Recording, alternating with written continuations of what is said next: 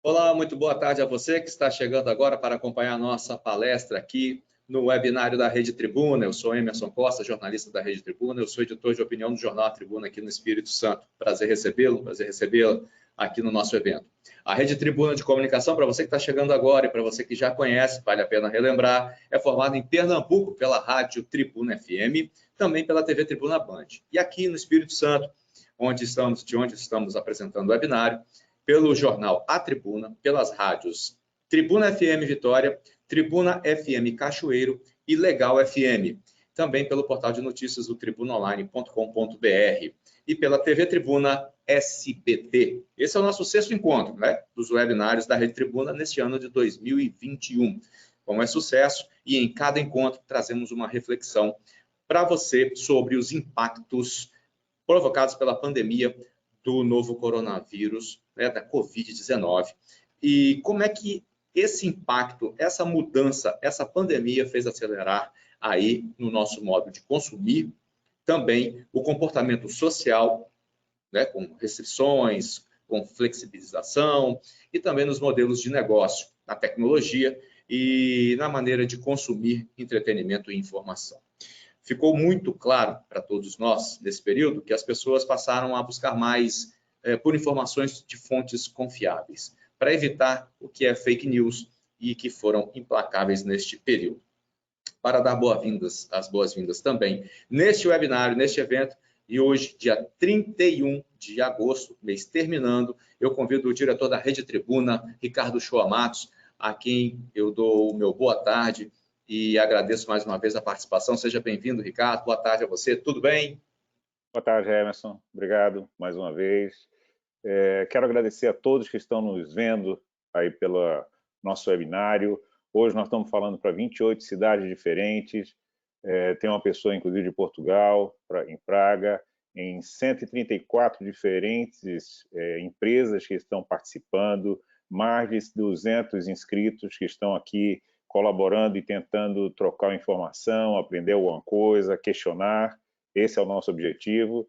Quero agradecer ao nosso Alexandre Garcia, o jornalista Alexandre Garcia, que aceitou o nosso convite para falar desse Brasil, do futuro do Brasil, do crescimento de exportação, o Brasil como um celeiro de produção agropecuária para o mundo.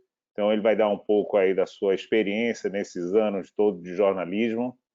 Agradecer aos nossos patrocinadores, a Rodosol, Sicoob e Suzano. Como o próprio Emerson falou, quem não conseguiu assistir ou quiser rever, vai estar disponível no Tribuna Online na próxima semana. Isso já vai estar disponível com as anteriores, né? E eu gostaria só de chamar nesse momento os vídeos dos nossos patrocinadores, agradecer, tenham todos uma excelente palestra. Sucesso, Alexandre, obrigado mais uma vez.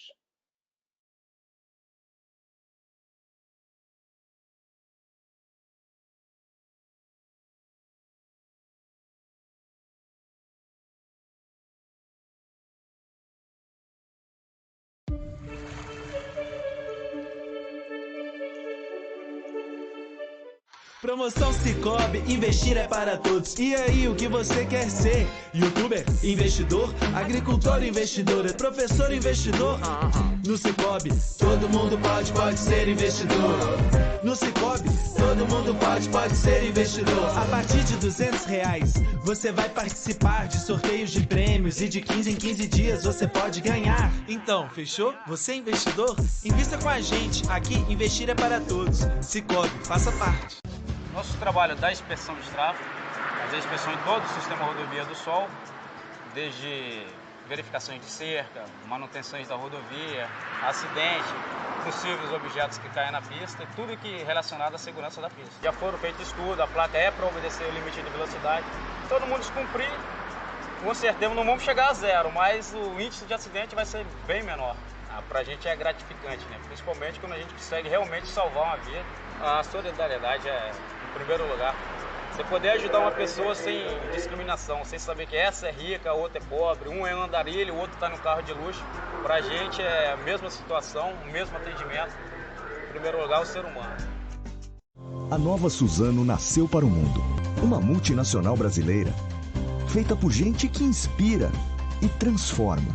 Para tornar isso possível, contamos com um time de mais de 35 mil colaboradores, 11 unidades industriais, centros de distribuição, além de escritórios e centros de tecnologia espalhados pelo mundo.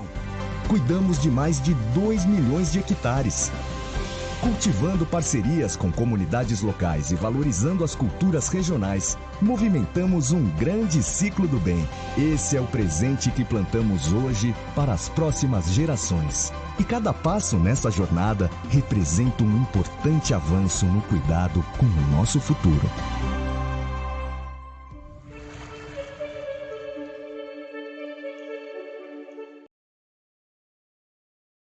Estamos de volta aqui com o nosso webinário. Você acompanhou aí os nossos patrocinadores. Agradeço também as palavras do Ricardo Chuamatsu, diretor aqui da Rede Tribuna. E eu quero fazer aqui, passar para você alguns lembretes, para você que está participando pela primeira vez e você que já participou de outras palestras virtuais. Então, é bom sempre relembrar. Seguinte, se tiver algum problema, estamos conectados, você sabe que falha áudio, a imagem congela, né, trava um pouquinho, e aí você tem algumas dificuldades do mundo tecnológico. Essa coisa vai melhorar ainda daqui para frente, acreditamos que isso vai passar em breve, teremos conexões muito melhores e estamos caminhando a passos largos para isso. Caso ocorra algum problema, do lado direito da sua tela tem um itemzinho de perguntas, né? Apontando para cá, lado direito, aqui, né? A câmera está invertida, do lado de cá, você tem ali um painelzinho com perguntas. Teve problema? Manda lá para a nossa equipe de produção, que você vai receber as orientações, o que você deve fazer para melhorar aí a sua experiência no webinário, nessa palestra virtual. Suas perguntas também para o nosso convidado serão enviadas pelo mesmo item perguntas ali do lado direito no seu painel de controle, ok?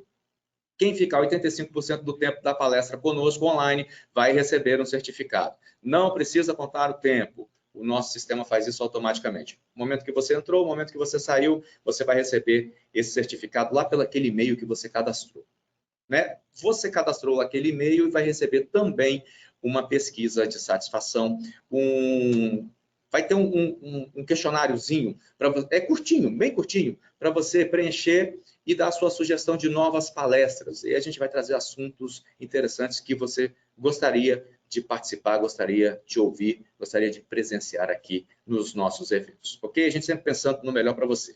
É possível também assistir a nossa transmissão no celular. Daí a experiência é mais restrita do que no computador, do que na experiência com o desktop, ok? E por fim, se a conexão cair, não saia da sala, que rapidamente vai ser retomada, porque você sabe, o mundo conectado tem essas intercorrências aí na tecnologia, pode acontecer um problema ou outro, mas geralmente são soluções rápidas que nós encontramos aqui. Bom, vou apresentar aqui hoje o nosso convidado, que o nosso assunto hoje é Brasil, cenário econômico atual e o futuro que vem por aí. O nosso convidado é jornalista há mais de 50 anos e conhece como ninguém os bastidores do poder. Ele tem mais de 3 milhões de seguidores no Twitter, quase 2 milhões em seu canal diário no YouTube e mais de 1,5 milhão de seguidores no Instagram. Cobriu 3 guerras, fez coberturas em 17 países, recebeu a Rainha Elizabeth II, recebeu da Rainha Elizabeth II, a Ordem do Império Britânico. Escreve para 38 jornais, tem comentário em 2 emissoras de TV e fala diariamente em 300 emissoras de rádio, incluindo a nossa Rádio Tribuna FM. Você pode ouvi-lo de segunda a sexta, das 8 da manhã até as 8h30, ou pelo Tribuna Online e também pelo aplicativo Tribuna FM. Está conosco o cidadão de Brasília, Alexandre Garcia. Alexandre Garcia, pode ligar sua câmera, o seu microfone, chega para cá no assunto virtual aqui com os nossos colaboradores. Boa tarde, Alexandre. Boa tarde a meus amigos, minhas amigas que acompanham aí esse webinário da Rede Tribuna, pessoal que acompanha pelo país inteiro, que eu sei que há muita gente acompanhando, e essa vai ser uma conversa bem pessoal mesmo, como você disse, Emerson, porque me propuseram falar sobre a conjuntura atual e futura, e o futuro do Brasil. Para eu falar do futuro, eu tenho que falar com você. É sobre a sua vontade, que é mais importante, somada à vontade de milhões de brasileiros, que todas as reformas, que que os políticos fazem. Quando a gente diz, mas isso depende de vontade política, a gente está se eximindo dessa participação, embora a gente saiba que a gente é fonte do poder, e não apenas fonte, nós somos titulares do poder. É o que diz a Constituição, no único parágrafo do primeiro artigo da Constituição, que diz que nós, povo, somos a origem do poder. E se nós somos a origem, nós somos os titulares do poder também. Então, depende da nossa vontade. Vontade política parece que quer dizer que depende dos políticos, e nós lavamos as mãos. Né? Vão nos cobrar. Pilatos lavou as mãos, mas até hoje o nome dele está no credo, cobrando pela morte de Jesus. Então, tem muito político aí que lava as mãos, né? Ultimamente, presidente do Senado, por exemplo. Mas vai ficar no credo da história contemporânea brasileira. Então, eu quero falar com vocês, com cada um de vocês, sobre a nossa vontade, porque a nossa vontade influencia a nossa vida. Depois influencia a vida da nossa família, na nossa casa, influencia a empresa onde a gente trabalha, a quem a gente se dedica, influencia a cidade onde a gente mora e influencia o país, que é o nosso país. Não é o país dos outros, é o nosso. Não é dos chineses, nem dos americanos, nem dos europeus, é o nosso país. Esse é o nosso compromisso. E o nosso compromisso é deixar esse nosso país para os nossos descendentes. Senão vai ser vergonha nossa ter deixado um país pior do que recebemos. Nós temos que deixar um país melhor do que recebemos. Então, antes de falar na conjuntura política, nos políticos, nos economistas, nas reformas, eu queria falar um pouco sobre isso. Porque, olha, o Emerson falou de 50 anos de jornalismo. Na verdade, é mais, porque durante toda a minha adolescência eu trabalhei em rádio, como repórter, como apresentador, noticiarista, produtor de programas, né? Então, e a gente vai sentindo, o que a gente vai sentindo? Que não adianta a gente ficar na nossa ampola, não adianta eu ter trabalhado na rádio e só conversar com radialista. Aí eu estou perdido, porque aí eu fico isolado do mundo real. Então, eu me acostumei desde cedo a sair da ampola, né? A sair da redação, digamos assim, conversar com as pessoas, não é com os entrevistados, não. O entrevistado está dando entrevista. Nós, jornalistas, sabemos que o entrevistado, quando dá entrevista, fala de uma forma diferente. Ele está falando para um público, para o interesse dele, para a defesa dos interesses dele. Agora, o povão na rua fala com a gente. Então, outro dia eu estava lá no Centro Comercial Gilberto Solomão, aqui em Brasília, e estava conversando com o Flanelinha, que tinha guardado meu carro, tinha cuidado do meu carro. Aí ele me disse, olha, o senhor quer saber de uma coisa? Eu detesto esse presidente, mas eu acho estranho o pessoal que está destruindo o país, porque detesta o presidente. Porque eu estou torcendo pelo país, eu quero remar esse navio do jeito certo, eu não quero fazer furo no casco, estão fazendo furo no casco. Vai afundar com todo mundo. Não é só com quem não gosta do timoneiro. Vai afundar com todos. Se a gente não remar, não adianta o timoneiro estar lá no leme. Né?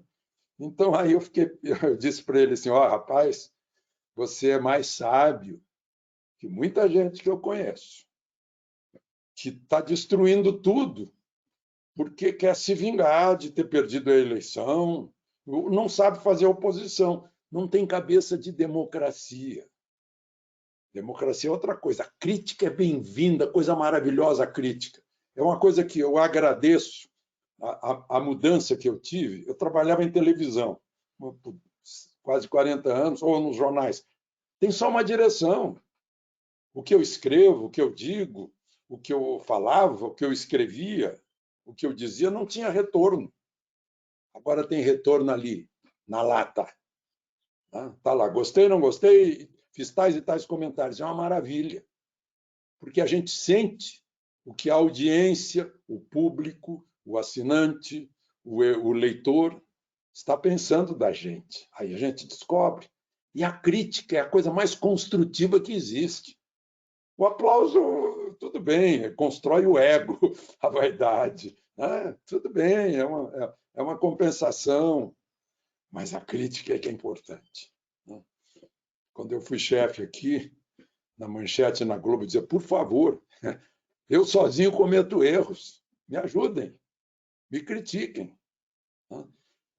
Então, tem gente que, eu não sei se é pensamento totalitário, se é formação totalitária, gente, tem que abrir. Falam tanto de diversidade, de gênero, de natureza, de Amazônia, diversidade, e a diversidade de pensamento. Estão querendo impor pensamento único. Tem a diversidade de pensamento. Né? Eu fiz aqui uma volta só para me concentrar nesse pessimismo masoquista, suicida, destruidor, que a pessoa não pensa assim, bom, eu vou destruir, e estou destruindo também a minha empresa, estou destruindo o faturamento da minha empresa, que dá dinheiro para a folha de pagamento, que me paga. Gente, é até falta de pragmatismo, né? Fazer uma coisa dessa. Vale para o país. Vale para o país. Por que eu estou dizendo tudo isso? Porque eu vivi o oposto disso. No Jornal do Brasil, eu cobria a economia. Eu entrei no Jornal do Brasil em 1971. Eu cobri a economia. Portanto, naqueles anos, eu cobri o milagre brasileiro. Teve um ano com PIB de 14% de crescimento. Coitada da China, perto do Brasil, com 14% de crescimento. Tivemos, durante o período, os anos de milagre econômico, uma média de crescimento anual de 11,2%. Só para lembrar, foi logo ali, mas só para lembrar. E para lembrar o motivo, a causa. O que foi que provocou isso, gente? Foi o Delfim Neto, ministro da Fazenda? Foi o Médici, presidente? Não, não foi. Foi cada um de nós, brasileiros daquela época. Sabem com quê? Um combustível, uma energia chamada otimismo e entusiasmo. Foi isso que fez o milagre brasileiro. Começou lá na Copa do Mundo do México. Para mim, ainda, né, que eu ainda conservo essa lembrança, a melhor seleção que o Brasil já teve. Tricampeonato no México. Né? Pelé, Garrincha, Zagallo, Zagallo era o técnico, meu Deus do céu. Mas, enfim, começou ali um entusiasmo e, a partir dali, o país explodiu. Gente, tinha fila para comprar carro. Não tinha carro estocado na concessionária, era fila para comprar, comprava com ágio. Às vezes parava por falta de pneu na fábrica, de peça, não davam conta, tal a demanda. Caçavam mão de obra na rua. Você está desempregado? Oba! Vamos lá. Não existia isso de desempregado.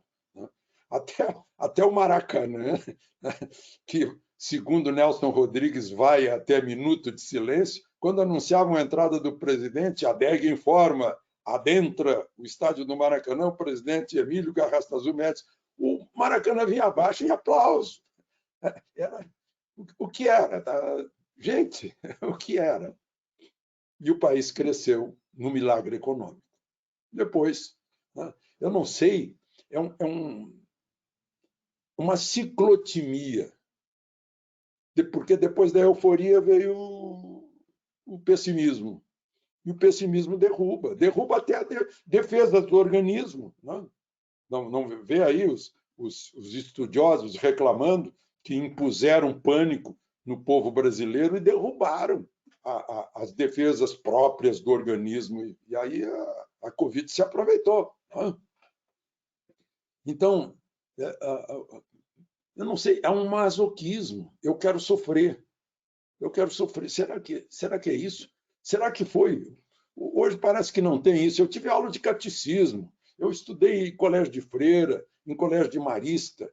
Eu aprendia muito que todo prazer é pecado, que todo gozo leva para o inferno. Então, eu tenho que sofrer para merecer o céu. Será que era isso? Será que era a mistura de raças o africano, o português, o índio, né? Todos, o africano com o banzo, o português com o luto, o índio com a tristeza. Será que foi isso que nos misturou, né? que causou isso? Porque, gente, o Amir Klink atravessou sozinho da Namíbia até a Bahia, remando sozinho. Em que grande avenida brasileira, Avenida Paulista, Avenida Afonso Pena, Avenida Rio Branco, caiu papel picado na cabeça dele? Nenhuma. Se ele se chamasse Emil Klink, já imaginaram, na Quinta Avenida, o presidente dos Estados Unidos jogando papel picado na cabeça de mais um herói? Pois é.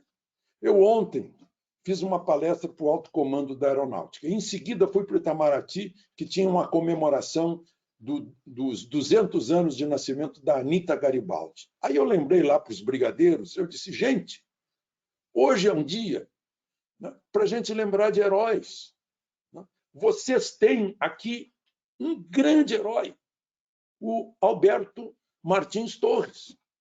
Foi o único piloto brasileiro que afundou um submarino na costa brasileira, se vingando dos afundamentos que o submarino alemão tinha feito em cargueiros brasileiros, matando 600 pessoas.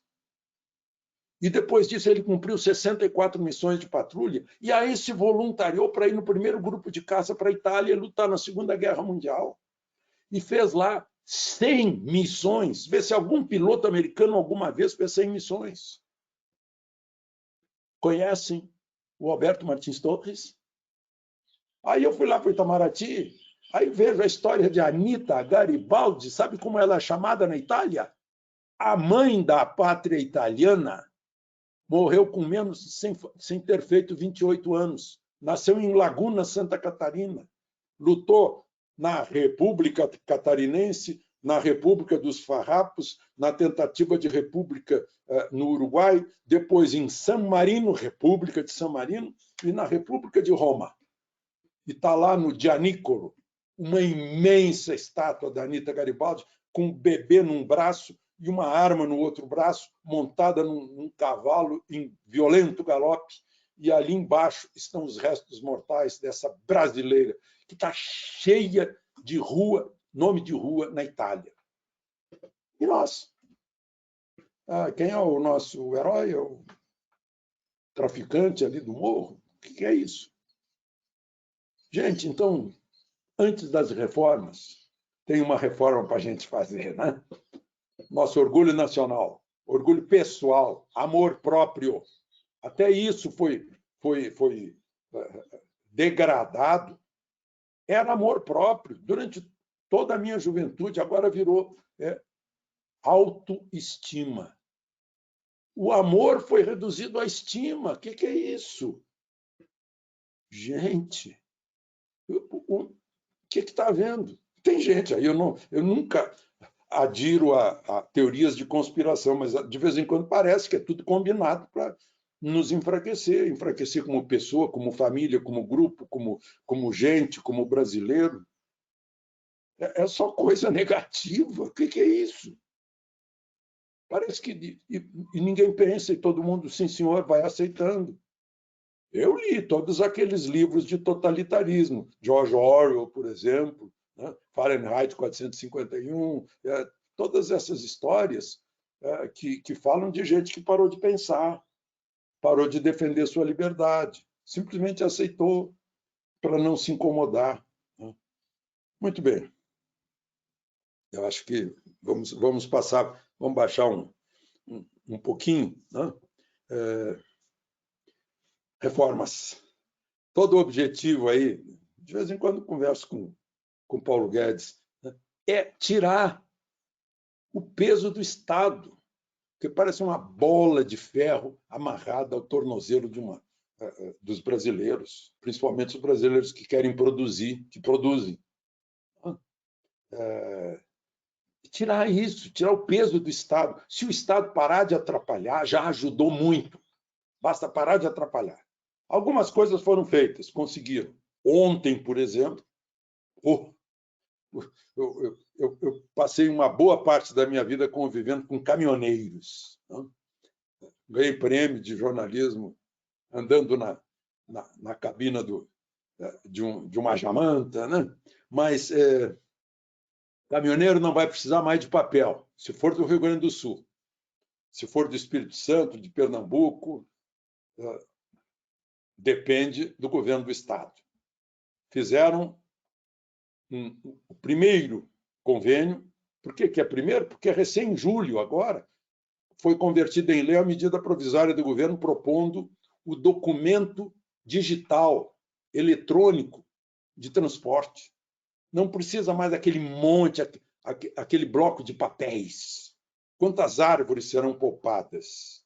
Não precisa daquela papelão. Imagina o caminhoneiro, chega cansado, ele veio lá do sul do Mato Grosso, ou do Mato Grosso do Sul, para desembarcar em Paranaguá. Mas a fila está muito grande. Ele tem que contratar tem lá motoboys para fazer isso, para levar papelama até os guichês e voltar, e vai outro papel. Tem lá certificado sanitário, certificado ambiental, certificado de origem, certificado de destino, de não sei o que, de exportação, os impostos todos, ICMS, o de trânsito, o valor da carga, o peso da carga. Cada assunto tem lá uma papelama. Tudo é eliminado no Rio Grande do Sul. Vai beneficiar de cara 280 mil caminhoneiros, tem lá umas 13 mil empresas de transporte. Foi lá o ministro Tarcísio, assinou com o secretário da Fazenda, com o testemunho da Federação lá de Logística e Transportes. Então, são coisas isoladas que são feitas, né? Eliminaram muita coisa aí para o registro de empresa, está mais rápido, está muita coisa eletrônica já, muito bem. Agora, reforma tributária. A melhor foi a do senador lá do Rio Grande do Norte, deputado. Hoje ele é das lojas de Riachuelo, Rocha, né? Flávio Rocha. Era o jovem Flávio Rocha. Imposto único. Uau! Ia ser a nossa solução. Um único imposto de 1% sobre a movimentação bancária das pessoas. Só. Sabe o que ia acontecer? Esse 1% ia para os computadores e já iam separar ali o que vai para os municípios, 0,034 para o município tal, 0,000 para o município menorzinho ainda, né? 3,4 para o estado tal, né? No mesmo dia. Já ia para o Tesouro do Estado, para o Tesouro Municipal, a distribuição. Aí eu falei com o Roberto Campos. Eu disse, mas isso é uma utopia. Vai cair a arrecadação. Não. Ninguém vai sonegar. Ninguém vai guardar o dinheiro embaixo do colchão. Vai continuar usando os bancos. Número 2, ponha 1% sobre a movimentação dos bancos. Dava mais que a arrecadação diária de todos os impostos. Mas não quiseram. Eu vi o dia que derrubaram. Até já morreu o que derrubou, que eu ouvi derrubar de um grande banco brasileiro, dizendo para a bancada principal do país, lá na casa do líder Amaral Neto, né, se vocês aprovarem o imposto único, não terão mais ajuda de campanha.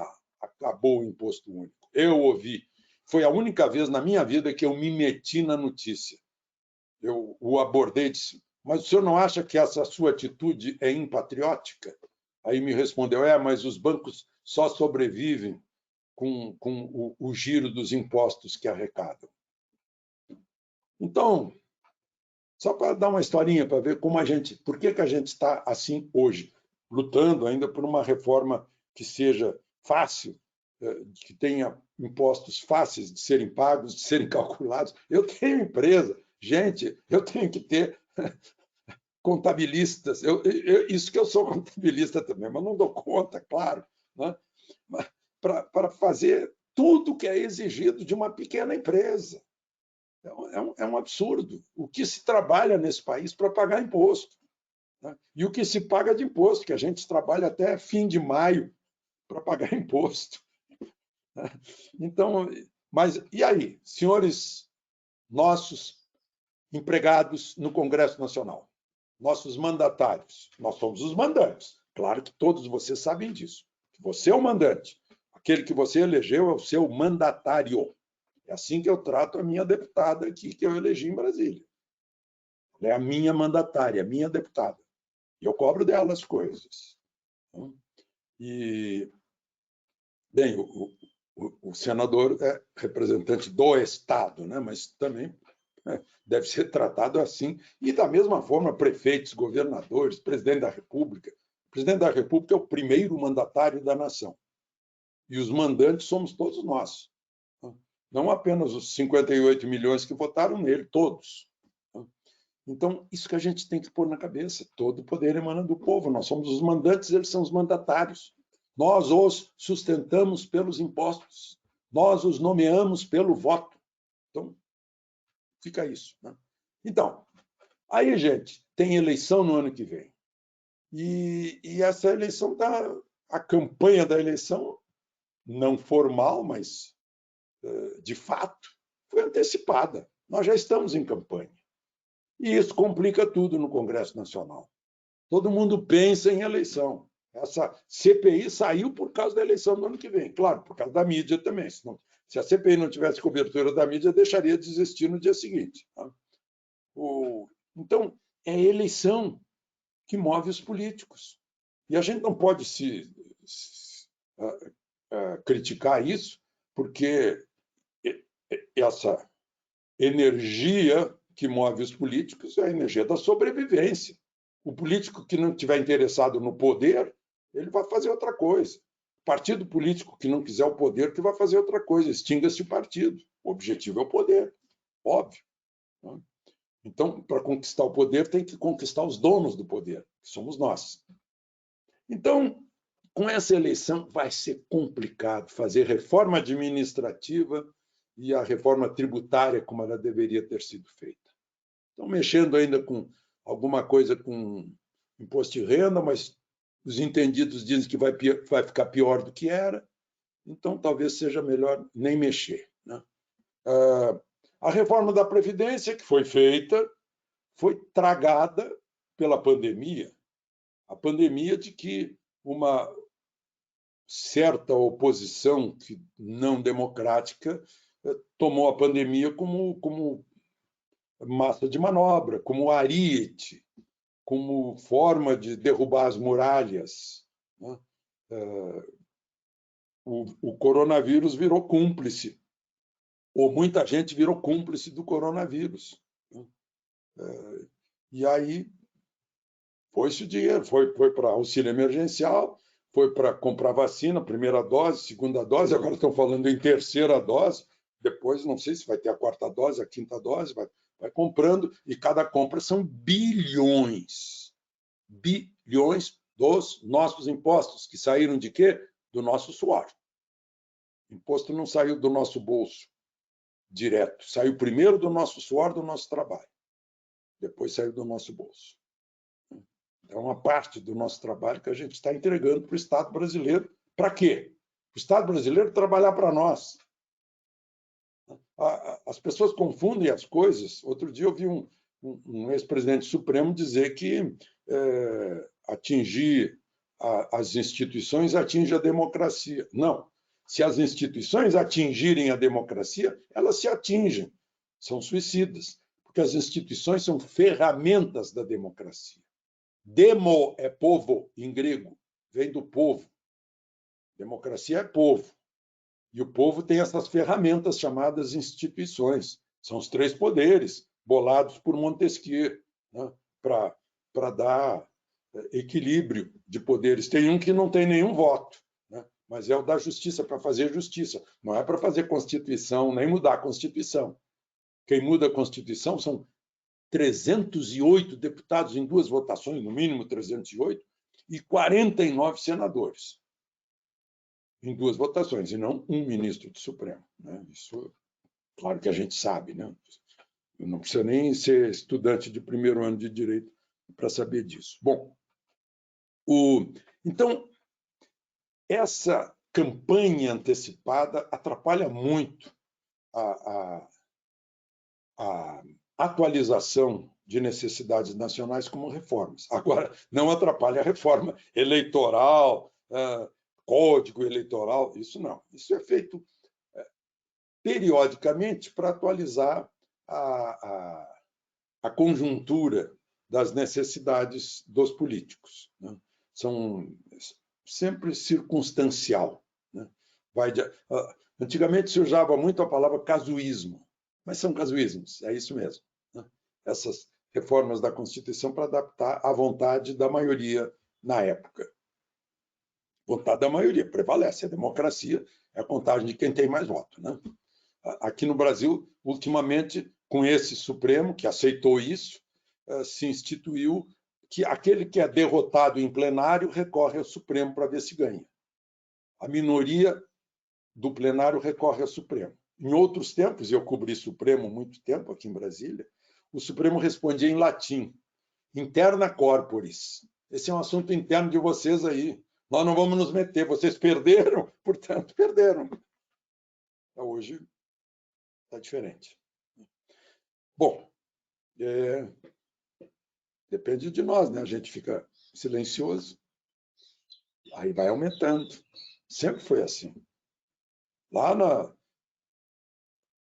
no tempo da expansão da Alemanha de Hitler, porque precisava do espaço vital, começava aos poucos. Começava dando uma espécie assim de salvo-conduto para o judeu circular. Depois o judeu podia circular dentro do país, não podia para o exterior. Não, depois só dentro da cidade, depois só dentro do quarteirão, depois só dentro... Aí já estava se criando o gueto. Não. Aí começam a dar salvo-conduto. Você está com vacina, sem vacina? Não, aqui você não pode. Vai... Liberdade é o nome. Liberdade. Tem uma estátua imensa que os franceses deram de presente para os americanos lá na entrada de Nova York. Bom, outra coisa, o outro obstáculo grave, e eu vi que vai ser o próximo assunto, Emerson, me perdoa já antecipando aí o anúncio do próximo assunto, vai ser insegurança jurídica, né? O próximo obstáculo brasileiro é insegurança jurídica. O próximo assunto é insegurança jurídica, mas o obstáculo atual e passado e futuro, se a gente não reagir, é insegurança jurídica. Vejam só o que o Supremo vai decidir, tomara que decida logo, amanhã, essa história do marco temporal, se convencionou chamar marco temporal. A Constituição, lá no dia 5 de outubro de 1988, disse que são indígenas todas as áreas territoriais havidas por ancestralidade, né, tradicionais. Óbvio que era naquele dia, porque se as áreas forem se expandir depois que a Constituição deu essa garantia, são novas áreas, não tem ancestralidade nem tradição. É nova área, né? Mas isso o Supremo vai decidir amanhã. Levantou-se uma dúvida e está todo mundo assustado, porque o Supremo já fez... Só cabe aqui um termo bem chulo, mas eu não vou pronunciar, né? Mas o Supremo fez uma, né, lá com Raposa Serra do Sol, lá em Roraima, né? Ao fazer toda uma demarcação contínua, lá numa área que é contínua à fronteira. Ou seja, pode entrar, no caso, a Venezuela, pode entrar o exército da Venezuela no território, a gente não vai poder entrar porque é território indígena. Expulsaram de lá os não-índios, que viviam... Os índios viviam em simbiose com os não-índios. Todo mundo se dava bem, todo mundo. Mas não-índio não pode ficar aqui, né? As ONGs estimulavam isso, não-índio não pode ficar. Tiraram os arrozeiros, 200 mil hectares de arroz. A partir de então, Roraima tem que comprar arroz de fora. E muitos dos que estavam bem estão mendigando lá na periferia de Boa Vista. Então, a gente está com medo que o Supremo faça isso amanhã, né? Uma outra coisa, imagina vai explicar para um investidor alemão que aqui pode mudar a lei, que pode existir a lei, ou pode existir a Constituição, mas vem um tribunal e decide diferente do que está escrito na lei, mas ele leu na lei, mas não é isso. Gente, nós não aprendemos com Singapura, não é possível. A única garantia que Singapura deu para virar de pântano mal cheiroso num super país de primeiro mundo foi garantia jurídica. Gente, meu Deus do céu, onde é que a gente está com a cabeça? É masoquismo isso? Né? Então, insegurança jurídica. Depois, tá, e aí, outros fatores aqui. Aí para de chover na região sudeste, onde estão as principais hidrelétricas do país e os principais reservatórios. Aí baixa. Né? E só para lembrar, né, o que nós consumimos de consumo de água é isso aqui. A maior parte da água vai para irrigar, para a gente poder comer. Né? Então, está faltando água da chuva para molhar as plantas, né? E está faltando água da chuva para girar as turbinas que geram, né, que giram os geradores de eletricidade. Então, tem que ligar a termoelétrica, que é mais cara. Aí a eletricidade fica mais cara, a energia fica mais cara, a produção agrícola cai de produtividade, com quebras na lavoura, e aí o preço sobe. Quer dizer, não bastou a pandemia e seus asseclas. Tivemos também a natureza, que aí não dá, né? Não dá para interferir na nuvem, né? e suas consequências. Eu sei que a gente já perdeu a humildade em relação à natureza, né? A gente acha que é mais poderoso que a natureza. Né? Eu costumo dizer, brincando, o que adiantou a Acordo de Paris se o Sol não assinou? Né? Então, é uma arrogância própria de quem, depois de milhões de anos, ficou com inteligência. Aí a gente usa a inteligência, livre-arbítrio, a gente pode usar como quiser. Depende do grau de inteligência de cada um. Agora, gente, que coisa bonita. Eu estava até agora falando, né, de coisas ruins e de coisas boas, mas tem mais coisa boa do brasileiro. Capacidade de resiliência. Resiliência. Eu aprendi bem o que é isso o dia que alguém bateu no meu carro alugado lá no interior da Itália, amassou o paralama, e eu fiquei, meu Deus, e agora? Né? Como é que eu vou explicar? Aí, no dia seguinte, quando eu acordei, o paralama estava no lugar de novo, sozinho. Eu disse, puxa, isso é resiliência. Aí, é o brasileiro. Tem aquela musiquinha, levanta, dá a volta por cima. Levanta, sacode a poeira, dá a volta por cima. Nós fomos derrubados no primeiro ano de pandemia, né? E demos a volta por cima. Agora mesmo eu estava... Vê se eu tenho aqui. Tenho aqui. Eu recorro muito ao registro civil. Transparência, registro civil. Tem informações muito boas sobre nós, brasileiros, né? Porque fica tudo registrado no registro civil e eles têm um serviço fantástico, digital, né, do país inteiro. Então, no ano passado, o ano em que fomos derrubados, nós tivemos mortes de Covid, segundo o registro civil, 199.200. De doenças cardíacas, 291.821. De outras doenças respiratórias que não a Covid, 302.618. Então, doenças cardiorrespiratórias no ano 2000, 594.439 mortes. Covid, 199.200 mortes. Só para a gente pensar a respeito. Sim, as cardiovasculares, a gente precisa se cuidar na comida, no exercício, na cabeça, no estresse, né? Doenças respiratórias também tem que se cuidar. Eu vejo aqui que foi o ano em que caiu, de repente, vinha um número constante de pneumonia. Em 2019, 228 mortos por pneumonia.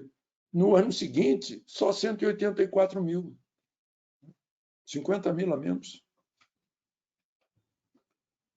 Registro civil, cartório do registro civil.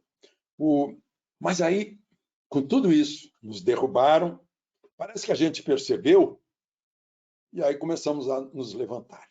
Sacudimos a poeira, demos a volta por cima. E o agro que não parou, porque o agro, não, se ficar em casa, o agro está trabalhando. Fica em casa, fico na minha roça. Eu vou trabalhar de manhã à noite e muitas vezes à noite, ou de madrugada. Dependendo do sol, da chuva, do vento, eu vou trabalhar onde o sol e a chuva recomendarem.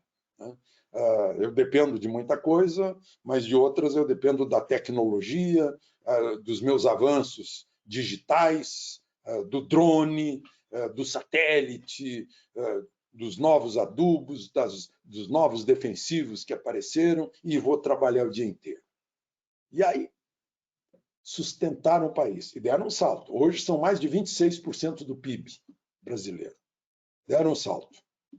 Os nossos irmãos do campo, os que garantem comida na nossa mesa, eles garantiram segurança alimentar para nós e segurança nas contas externas, enquanto nós estávamos preocupados aqui com o auxílio emergencial e bilhões para passar para os estados e municípios, para os hospitais de campanha, para os respiradores, para os equipamentos de proteção individual, né? E para comprar vacina, né?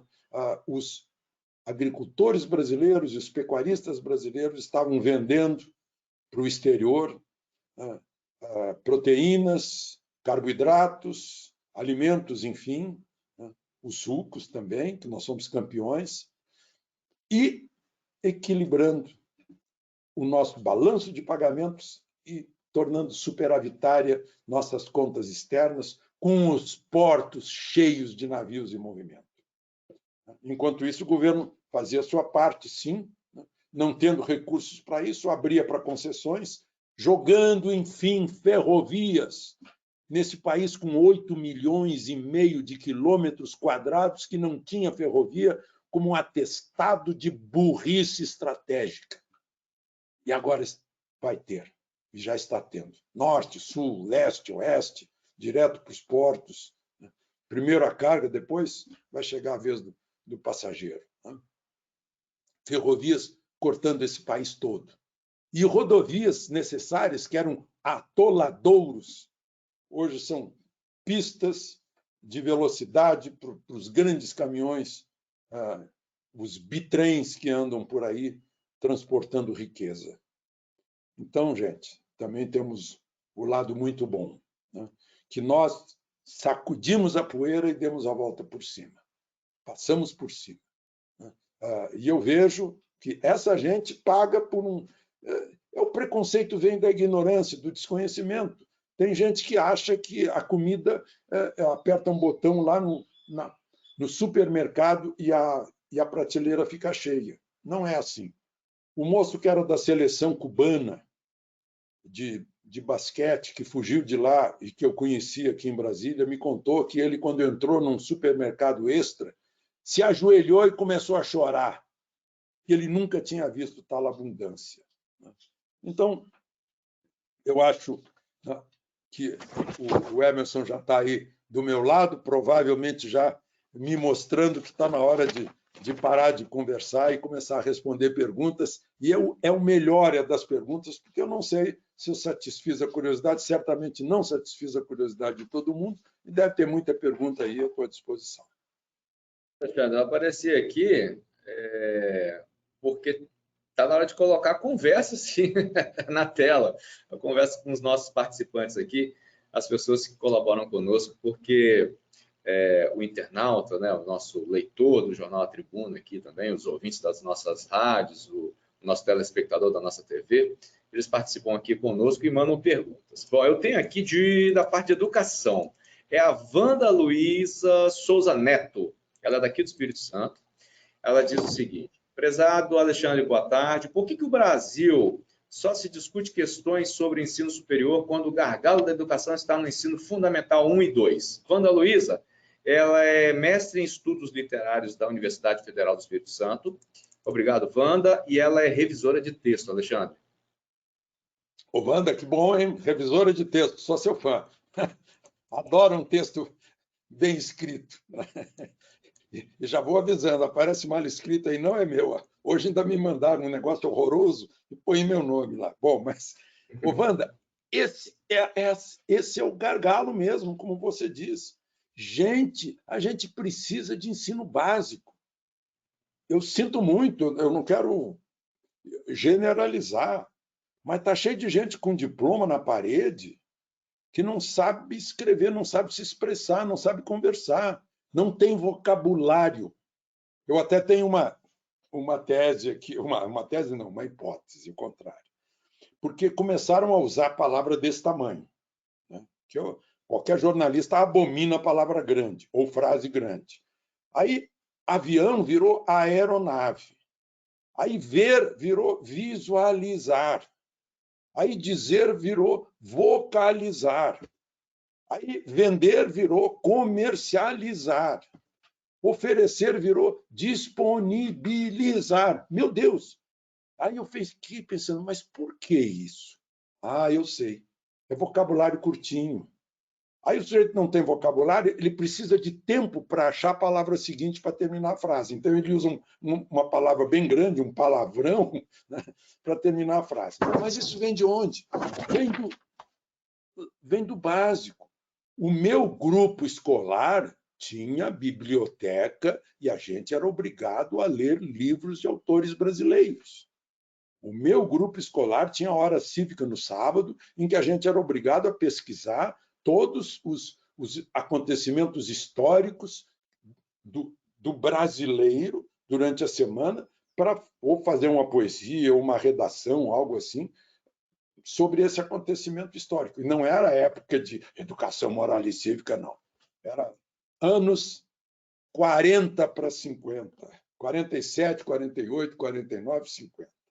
Então, não tem nada a ver com governo isso ou governo aquilo. É necessidade de formação, de números, né? de exatas, de matemática, de operações, de letras, né? De história, de geografia e de ensinar a pessoa a ler e entender o que está lendo, a se acostumar a pesquisar, a ler, a ter curiosidade. Isso tudo é no curso básico, é no primário. O primário hoje tem outro nome, fundamental, sei lá. Né? Mas é isso que está faltando, valorizar isso. Né? Assim como na Europa se valoriza, é o curso profissional. Né? Excepcionalmente, o sujeito vai fazer universidade, mas o curso para ensinar profissão é que é valorizado. Nós temos poucos aqui no Brasil. Eu sei que SESC, SENAI e tal fazem grande trabalho. Eu sei que o pessoal aí que cuida de transporte também tem escola de motorista de caminhão, que aprende de tudo, forma bons profissionais. Outro dia eu mediava um debate em São Paulo, os empresários se queixavam que o sujeito que tinha que operar uma máquina, ele não entendia as instruções da máquina. Ele sabia ler, mas ele não estava entendendo o que estava lendo. Então, isso tudo é o curso básico. Né? Não é só botar o anel de doutor e o diploma na parede. Emerson. O Alexandre, eu tenho aqui a participação do Aguinaldo Oliveira, Jornal Popular de Goiânia. No cenário atual, qual é a sua visão da influência chinesa na economia mundial, em particular no Brasil? Temos mais oportunidades ou risco com os chineses? Aguinaldo Oliveira, do Jornal Popular de Goiânia. Oportunidade, risco. Né? Tem um ideograma chinês que é composto por crise e oportunidade. Né? Agora, nós não temos que esperar. Eles fazem o deles, nós temos que fazer o nosso.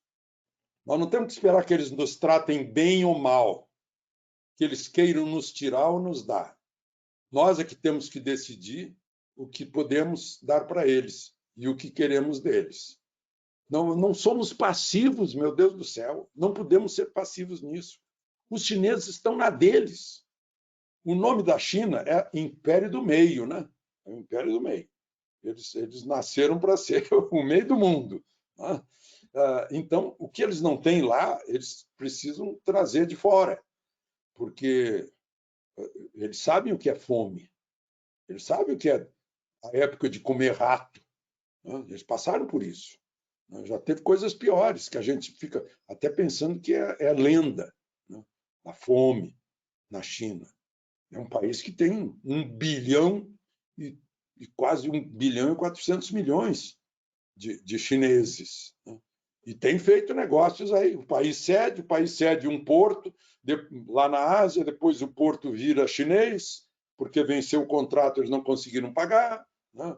O chinês certamente gostaria de comprar terra, eu não li ainda. Hoje de manhã, a Rádio Guaíba de Porto Alegre, a Rádio Guaíba me disse que saiu, me perguntou sobre um texto que saiu, foi aprovado no Senado sobre venda de terra estrangeira. Eu confesso que ainda não vi esse texto, vou ter que pesquisar, né?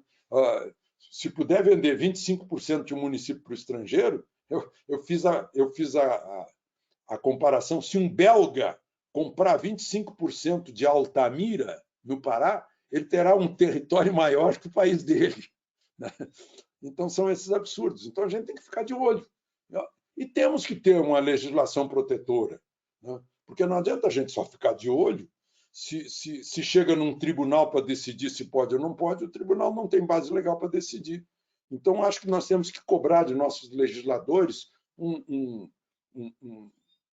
uma espécie assim de marco legislativo de proteção a excessos de tomada do país por estrangeiros. Acho que podemos ser um repositório de investidores que vão dar emprego aqui, vão produzir aqui, vão pagar imposto aqui, tudo bem, mas de olho num negócio chamado soberania, que é a nossa capacidade de decidirmos sobre o nosso próprio território, sobre a nossa própria vida. Alexandre, você está otimista com os próximos meses da retomada econômica do país? A gente sabe que cedendo essa pandemia, seja por vacinação, ou seja pelo prazo de vencimento, por alterações no vírus, enfim, seja lá por qual motivo for, a gente sabe que a gente vai retomar. A gente vai passar por isso. A gente passou por 2 guerras mundiais, nós passamos por outras catástrofes, passamos por problemas no dia a dia, passamos por doença na família. A gente passa por isso. O brasileiro tem esse dom, o ser humano tem esse dom de passar por essas coisas. A sua expectativa, a gente vai ter um boom, mas vai ser melhor do que antes da pandemia? Ou vai ser do mesmo tamanho? Ou você acha, na visão do Alexandre Garcia, cidadão, que a coisa vai realmente decolar? A gente tem esperança, a gente é otimista. Você acabou de falar isso na sua palestra. Mas o Alexandre Garcia acha que vai ser um grande boom ou vai, pelo menos, estabilizar como estava antes? O milagre econômico de que eu falei foi o marco que acabou com o milagre econômico, foi a crise do petróleo, a crise mundial do petróleo. O petróleo, de repente, era muito barato, era preço de banana, e, de repente, foi lá para cima, e isso acabou com a economia brasileira. Então, o que nós temos aqui, esse otimismo brasileiro e essa contrapartida do pessimismo de muitos, essa torcida contra, que estão confundindo torcida contra um político ou um presidente, torcida contra o país, né? Tem uma torcida que não se limita a ser contra o presidente, é contra o país, e provoca as coisas que no jornalismo de 40 anos atrás nós jamais faríamos. Só para contar uma coisinha, vamos abrir um parênteses. Uma entrevista que eu fiz com o presidente Figueiredo, que foi a última dele como presidente, aquela do Quero que me esqueçam, eu cortei uma frase da entrevista. Foi a única coisa que eu fiz, né? Eu disse, ele é maior de idade, ele é presidente da República, mas eu não vou aceitar que ele faça isso para o nosso país. Ele disse, eu falei para ele, olha, está indo um emissário, no caso Francisco Dornelles, está indo um emissário para Washington negociar com o FMI a rolagem da nossa dívida externa. O que o senhor acha? Ele respondeu, quem é que vai confiar num país como o Brasil? Eu disse, gente, o presidente da República dizer isso, eu cortei. Aí ele não disse, eu cortei. Então, mas tem gente que está fazendo isso hoje. Está fazendo isso hoje. Isso atrapalha o otimismo dos outros, a vontade de crescer, a vontade de ganhar mais dinheiro, a vontade de ter mais renda, a vontade de dar mais trabalho, a vontade de trabalhar, a vontade de vender, a vontade de produzir. Gente, será que essas pessoas não pensam, né, que estão querendo estragar a vida de todo mundo? Então, se essas pessoas recuassem um pouquinho, parassem para pensar, elas iam se beneficiar com isso, porque iam crescer junto com os outros, né?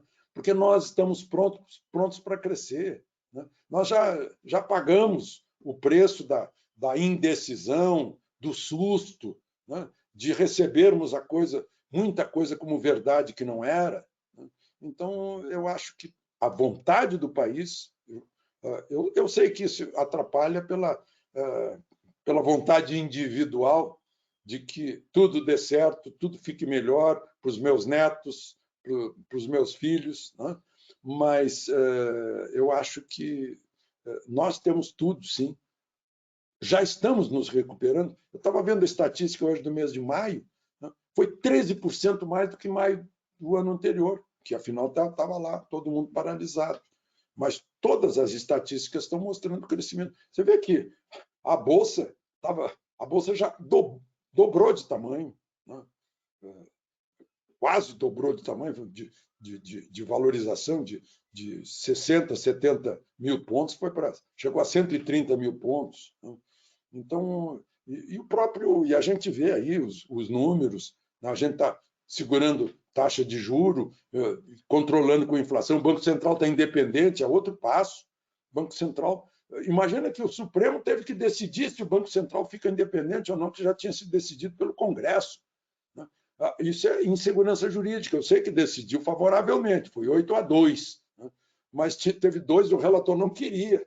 O ministro Fachin não queria Banco Central independente, para cuidar da moeda, que é o equilíbrio, né? Eu já vivi tempos de inflação de 84% ao mês, 5.000% ao ano, né?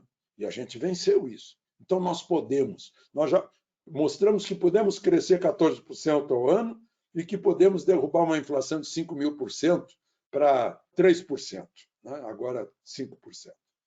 Emerson. Ô, Alexandre, tem a pergunta aqui para você. Tem muitas perguntas, a gente vai enviar para a sua assessoria, que não der para responder aqui. Para você ter o seu feedback também, você gosta de analisar aí, porque, como você disse no início, é ali, na lata, né? O pessoal é instantâneo aqui. A pergunta que eu tenho aqui agora é do Luciano Rangel, ele é o editor-geral do Jornal A Tribuna. Ele pergunta o seguinte, Alexandre: ter ou não ter reeleição? Na sua opinião, o atual sistema é satisfatório ou o Brasil deveria optar por um mandato mais longo, mas sem a possibilidade de reeleição para prefeitos, governadores e presidente da República? Qual é a sua análise aí? Qual seria o caminho na visão do Alexandre? Já tentamos isso, eu já cobria essas mudanças todas aqui em Brasília, né? 4 anos para 5 anos para 6 anos, e é tudo muito relativo, né? Por exemplo, lá no Chile não pode ter reeleição, mas o presidente pode voltar depois de alternado o mandato, né? Para evitar que o governador, o prefeito ou o presidente da República já iniciem campanha, né, estando no poder. É um assunto muito discutível. De 4 em 4, renova, mas passa tão rápido também, né? 5 em 5, talvez, de 6 em 6. Né? Mas eu acho que não é exatamente o prazo, é a educação política, que a gente tinha que sentir mais como funciona uma democracia. A gente, não sei, falta tanta coisa ainda para a gente, né? Claro que a Suíça é desse tamanhozinho, mas eu já participei lá na Suíça, numa noite chuvosa, todo mundo de guarda-chuva na praça da cidade, batendo boca com o prefeito. Democracia direta, né? Discutindo as coisas com o prefeito. E aqui eu acho que uma solução melhor do que, vou aproveitar, que mudar reeleição, o prazo de mandato, é voto distrital. Aí o representante fica perto do seu chefe, do seu eleitor, né? Do seu mandante. Aí fica perto. Cada distrito, né, divide lá em distritos, cada distrito elege o seu representante. Vai ter 5 candidatos a deputado federal. Vai se eleger um só, dependendo do tamanho do distrito, 2, sei lá, né?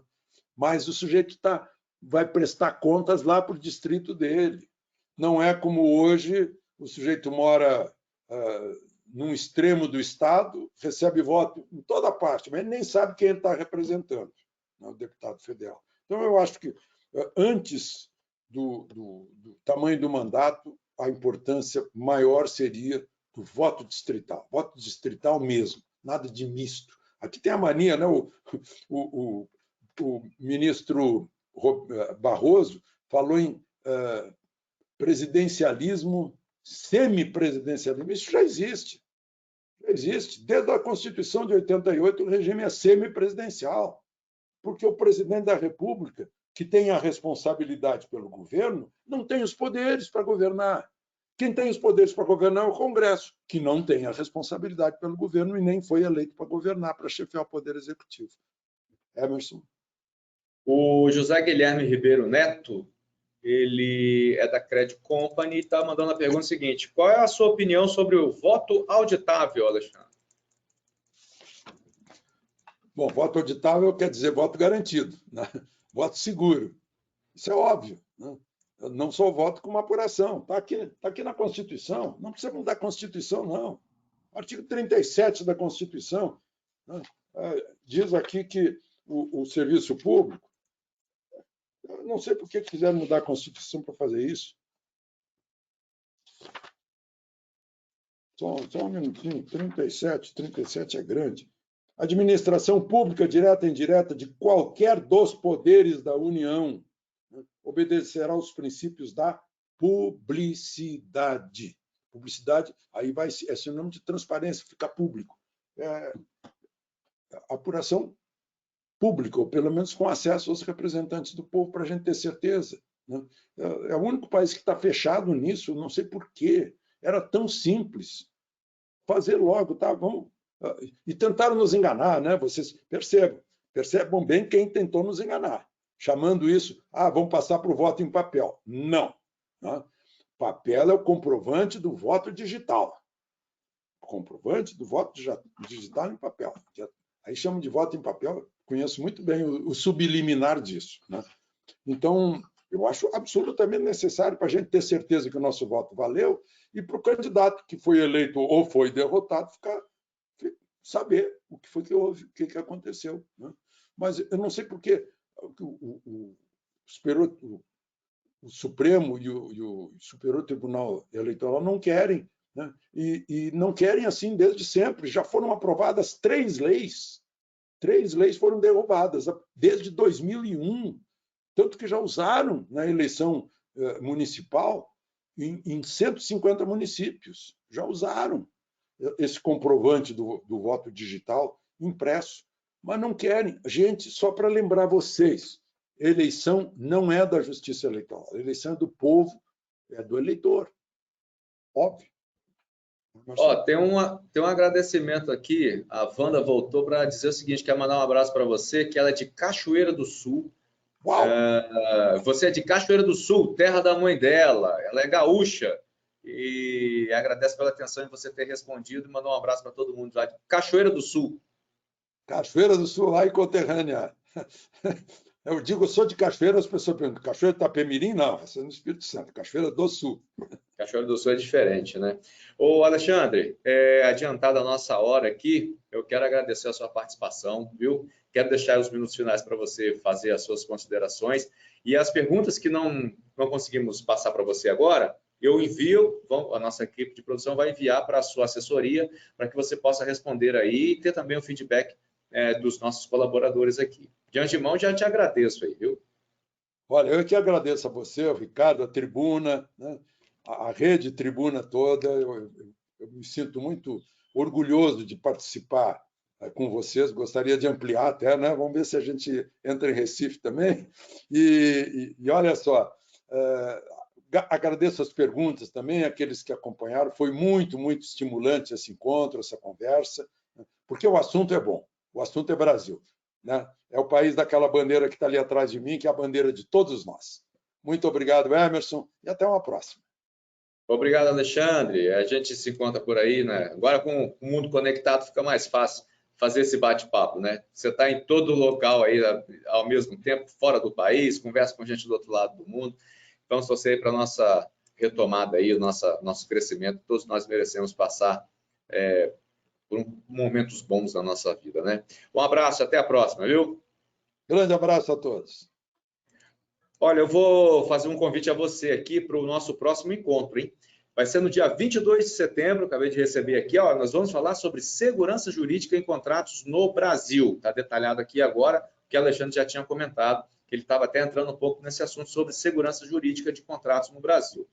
Como a segurança jurídica se torna um propulsor para atrair mais investimentos estrangeiros para o Brasil. E o que é preciso para atrair mais investimentos? Você quer saber? Então faça a sua inscrição lá no tribunaonline.com.br. Inscrição já está aberta ou as inscrições abertas para que você possa participar. Coloque lá todos os seus dados para você receber aí os nossos avisos por e-mail, ok? As respostas para estas e outras perguntas, as perguntas que você pode fazer também participando do nosso evento, serão dadas pelo diretor-presidente da Associação Brasileira de Concessionárias de Rodovias, o Marco Aurélio de Barcelos Silva. É o nosso próximo convidado aqui para o dia 22 de setembro. Anota na sua agenda aí, tá bom? Eu quero agradecer a você, agradecer a nossa equipe de produção, muito competente, a nossa direção aqui da Rede Tribuna. Desejo para você sucesso aí durante essa semana. Hoje é terça-feira, ainda tem muita água para rolar. Cuide-se, né? Estamos ainda na pandemia, melhorando bastante aí a situação. As coisas estão caminhando a passos largos e em breve estaremos aí já nos cumprimentando pessoalmente. Para você, uma ótima semana. Obrigado pela sua companhia e até a próxima. Tchau, tchau.